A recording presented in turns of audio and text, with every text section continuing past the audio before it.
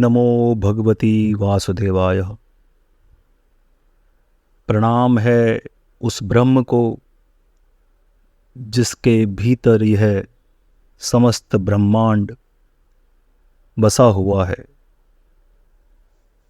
आज की चर्चा का विषय बहुत मनोरम है। यह ऐसे व्यक्ति के विषय में है जिसका संबंध रामायण और महाभारत काल दोनों में है। मातली देवताओं के राजा इंद्र के सारथी हैं। पद्म पुराण में मातली राजा ययाति के साथ आत्मा,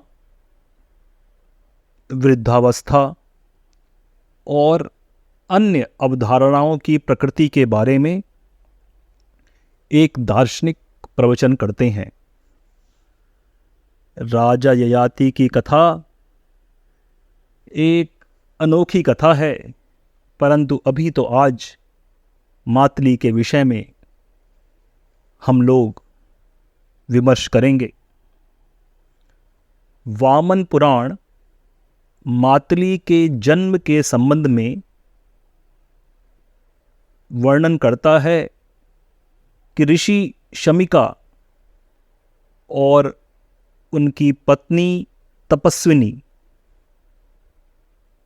उनके यहाँ उनके घर में एक पुत्र का जन्म हुआ। अब इसी समय इंद्र और अंधक के बीच महान देवासुर युद्ध के दौरान इंद्र के आकाशीय वज्र टूट जाने के विषय में वर्णन है और विष्णु के परामर्श पर इंद्र ने अग्नि को एक नया दिव्य अस्त्र प्राप्त करने के लिए कहा और इसी अस्त्र का प्रयोग उन्होंने देव दानव संग्राम में किया।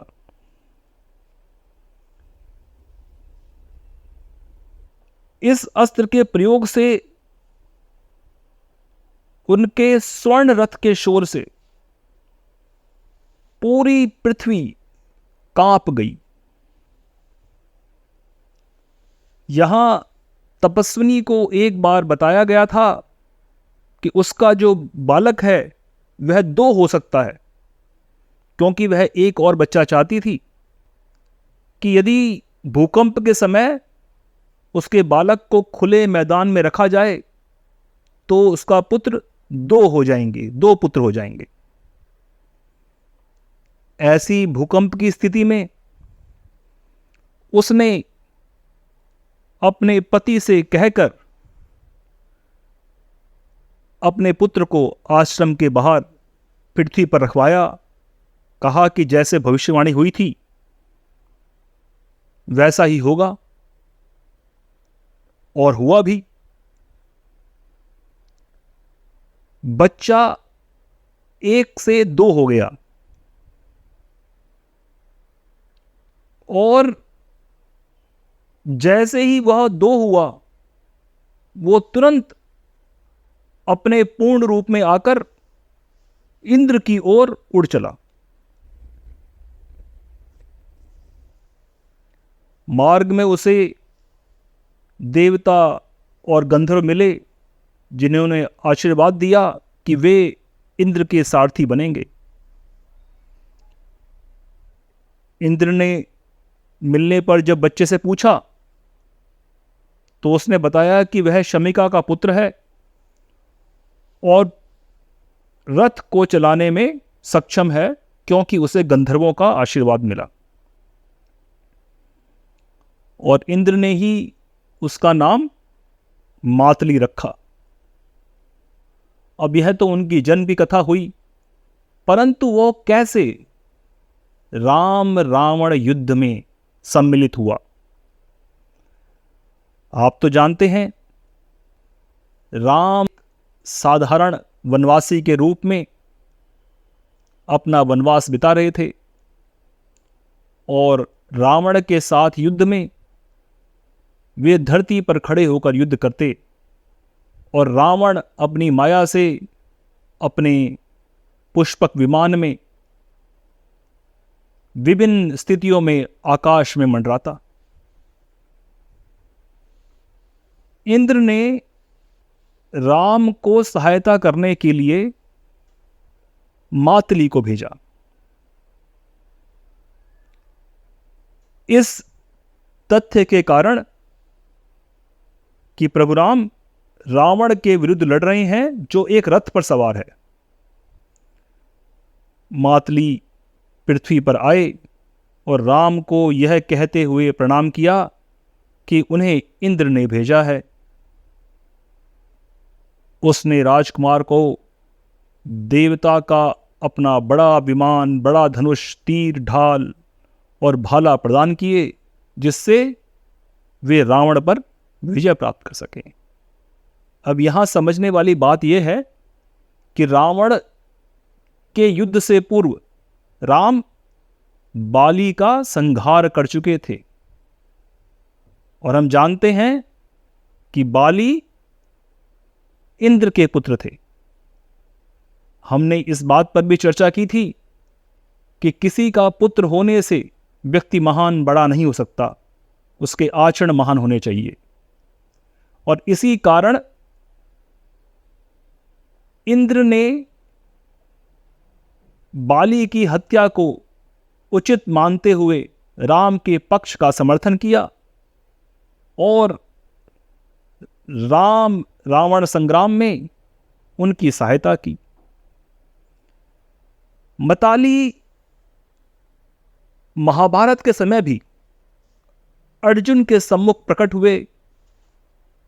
उन्होंने बताया कि उनके पिता इंद्र उन्हें अपने दिव्य स्थान पर देखना चाहते हैं।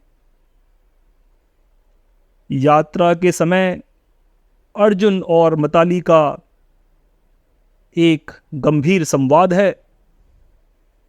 महाभारत को आप जब पढ़ेंगे, समझेंगे तो आप जानेंगे, अन्यथा हम ही किसी दिन यहाँ चर्चा करेंगे कि उस संवाद में कैसे गूढ़ प्रश्नों के उत्तर मताली ने दिए। स्वर्ग जाते हुए उनके मन में बड़ी संशय थी, बड़े प्रश्न उठ रहे थे कि कैसे वो स्वर्ग के विषय में जो उनकी पूर्व की सूचना थी वो कैसे सत्य होगी।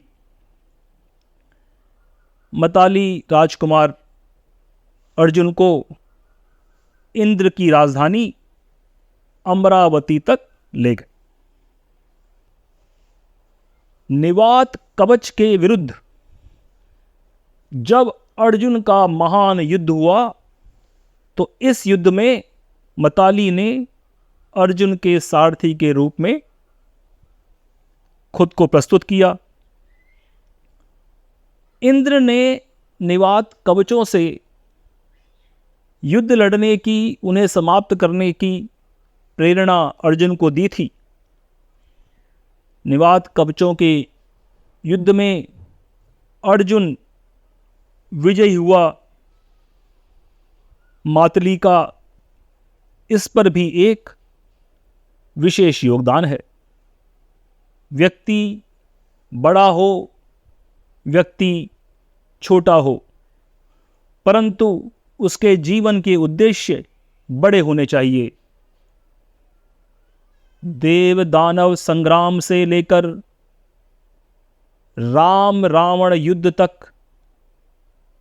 अर्जुन को लेकर स्वर्ग यात्रा और निवात कवचों के भयंकर युद्ध में प्रस्तुत होकर मातली ने स्वयं के जीवन को धन्य किया।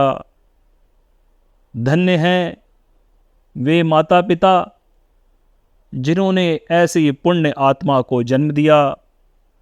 अपने कार्य, अपने निर्णय सदैव ऐसे लें कि जिससे प्रत्येक काल में आपकी आवश्यकता बनी रहे, आपकी उपस्थिति चारों घटनाओं वेदों, को पूर्ण करे। 10 उपनिषदों के ज्ञाता, जय जय। महान ब्रह्मनिष्ठ तथा स्वयं ब्रह्मवेद के रचनाकार राकेश प्रसाद पुरोहित जी द्वारा वाचन किया गया यह वृतांत केवल सत्य के विभिन्न रूपों का दर्शन है। सत्य सर्वत्र है, जिज्ञासा से सत्य प्राप्त होता है। दर्शक अपने दर्शन से सत्य को जांचे। सत्य मार्ग का यही आचरण है। नमो ब्रह्म।